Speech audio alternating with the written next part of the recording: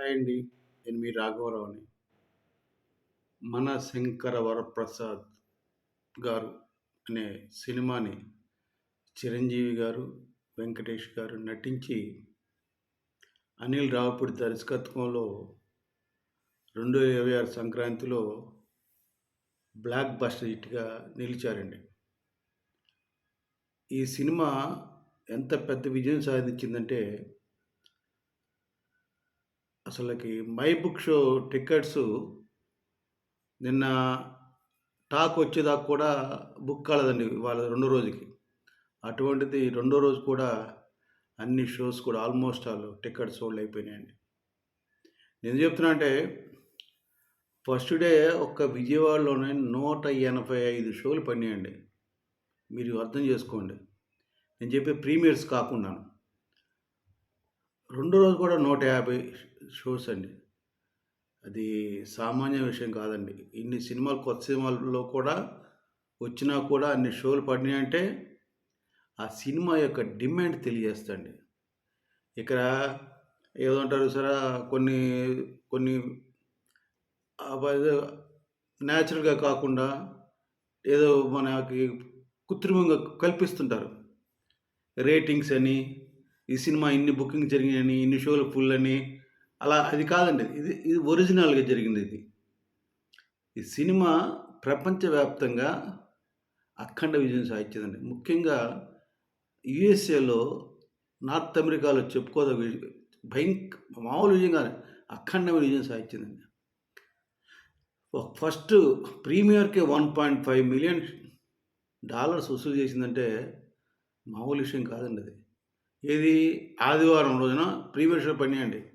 రెండో రోజు సోమవారం కూడా 320K అబోవ్ కలెక్షన్ వసూలు చేయడం అంటే మామూలు విషయం కాదండి. సహజంగా యూఎస్ఏలో గురువారం సినిమా పడుతుంది అంటే శుక్రవారం సినిమా అంటే గురువారం ప్రీమియర్ షో పడతాయి. గురు, శుక్ర, శని, ఆది ఏంటంటే బాగా వాళ్ళకి సెలవులు ఉంటాయి, వీకెండ్ ఉంటుంది కనుక సినిమాలు చూస్తారు. అలా కాకుండా ఈ సినిమాని ఆదివారం వచ్చినా కూడా చూసి ఆదరించి, అలరించి ఆనందం పొందారు. సోమవారం కూడా ఆ లెవెల్ కలెక్షన్ వచ్చిందండి.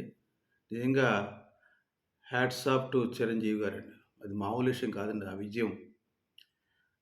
ఆ సినిమాని అనిల్ రావిపూడి చాలా చక్కగా చెప్పాడు. నేను కథ ప్రకారం వెళ్ళలేదు నేను.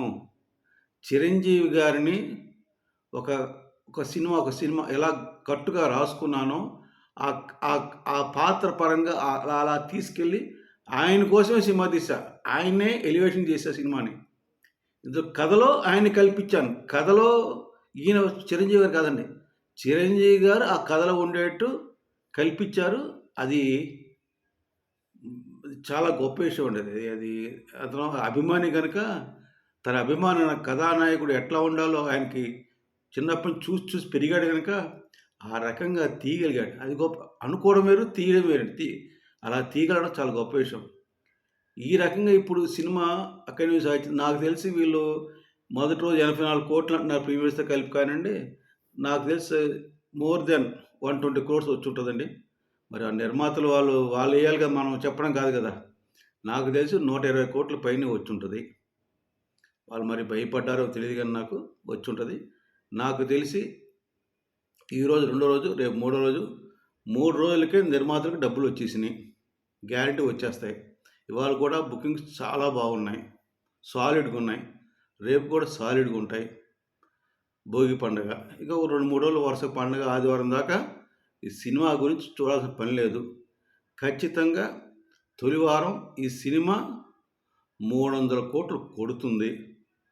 ఖచ్చితంగా ఈ సినిమా 600 కోట్లకు పైగా వసూలు చేసి రీజనల్ లాంగ్వేజ్ తెలుగులో మాత్రమే రిలీజ్ అయ్యి తెలుగు లాంగ్వేజ్‌లో హైయెస్ట్ కలెక్షన్ సాధించే సినిమాగా మిగులుతుందని చరిత్రలో ఒక చిరస్థాయిగా ఉంటుందని నేను చెబుతున్నాను. కానీ కొంతమంది దుర్మార్గులు సినిమా రాకముందే సినిమా బాగుండలేదని చాలా యూట్యూబ్‌లో పెట్టారండి చాలామంది ఎదవలు. కొంతమంది అయితే అనిల్ రావిపూడి దొరికాడురా, దొరకడు ఎక్కడ పోతాడు అని చాలా సోషల్ మీడియాలో పిచ్చిగా పెట్టారు. ఇప్పుడు ఆ ఎదవలంతా ఎక్కడున్నారో తెలియట్లేదు నాకు. ఒక్కడు కనిపించట్లేదండి. ఆఖరికి ఆ డీటీవీ అట దాము బాలాజీ అనే జర్నలిస్ట్ అని చెప్పుకుంటాడు. అతను కూడా యూఎస్ఏ యూఎస్ఏ సినిమా రిలీజ్ అది యూఎస్ఏ టాక్ అని చెప్పి హెడ్డింగ్ పెట్టి 11వ తారీఖు మధ్యాహ్నం 11కి వీడియో వచ్చిందండి. ఏమంటే 11 అంటే ఆదివారం ఎప్పుడవుద్దండి అమెరికాలో? న్యూయార్క్ అయితే ఓ 1 గంట అవుతుంది, 12 అవుతుంది. కాలిఫోర్నియా అయితే 9 అవుతుంది. 1 గంటకి రాత్రి 1 గంటకి ఎవరేస్తారు ప్రీమియర్ షోలు అండి?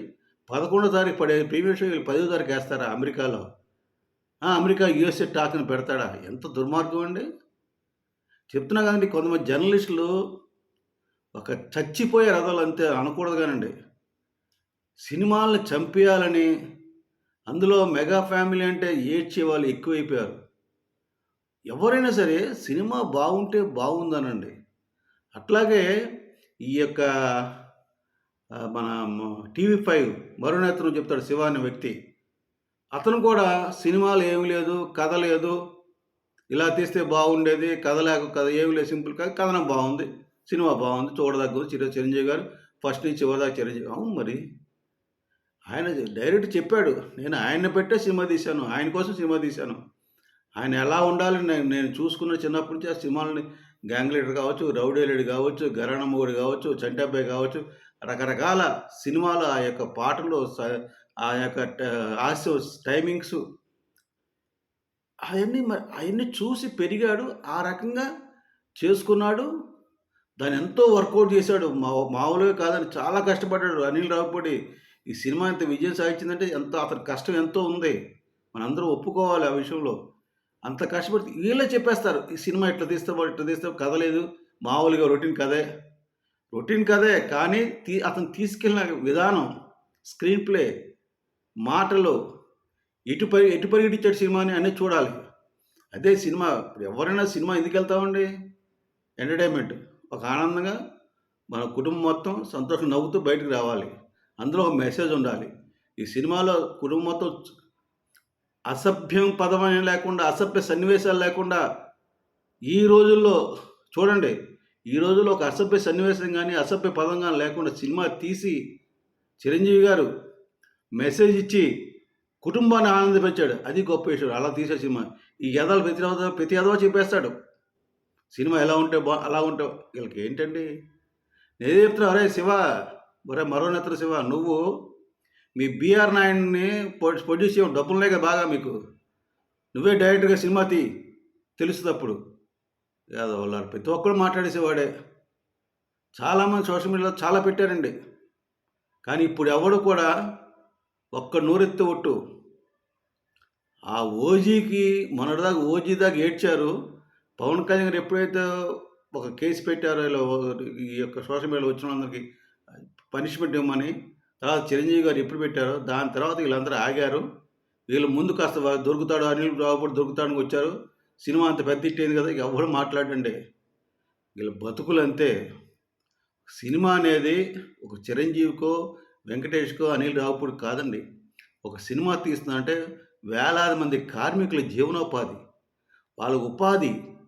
అది మర్చిపోయి దుర్మార్గులు, ఒక నిర్మాత బాగుంటే ఒక సినిమా తీస్తే 100-200 రోజులు సినిమా తీస్తే 200 రోజులు ఆ యొక్క వేలాది మందికి ఉపాధి దొరుకుతని, వాళ్ళకి అవకాశం వస్తే వాళ్ళు తిండి తింటారనే జ్ఞానం కూడా లేని ఇటువంటి మూర్ఖులు, వెధవలు, దుర్మార్గులు, దుష్టులు ఎందుకు పుట్టారో తెలియట్లేదు నాకు. ఏం పెడతారో తెలియదు సోషల్ మీడియాలో.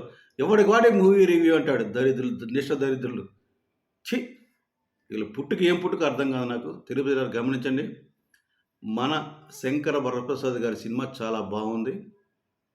సినిమా థియేటర్కి వెళ్ళి ఖచ్చితంగా చూడండి. మీరందరూ మీ కుటుంబం మొత్తం చూసి ఆనందించండి. ఇటువంటి సినిమా ఈ రోజుల్లో ఒక అసభ్య పదంగా, అసభ్య సీన్ కూడా లేకుండా తీసి చిరంజీవి గారు మనకి ఒక గొప్ప విలువలతో కొన్ని సినిమా ఇచ్చారని మీకు అందరికీ వినిపిస్తున్నాను. ఈ ఎదవలందరికీ, హేటర్స్ అందరికి కూడా హ్యాష్ ట్యాగ్ పెట్టుకుని నోరు మూసి కూర్చోవాల్సింది చెప్తూ మిమ్మల్ని అందరినీ సినిమా చూడాలని కోరుకుంటూ సెలవు తీసుకున్నాను. జై జనసేన, జై హింద్.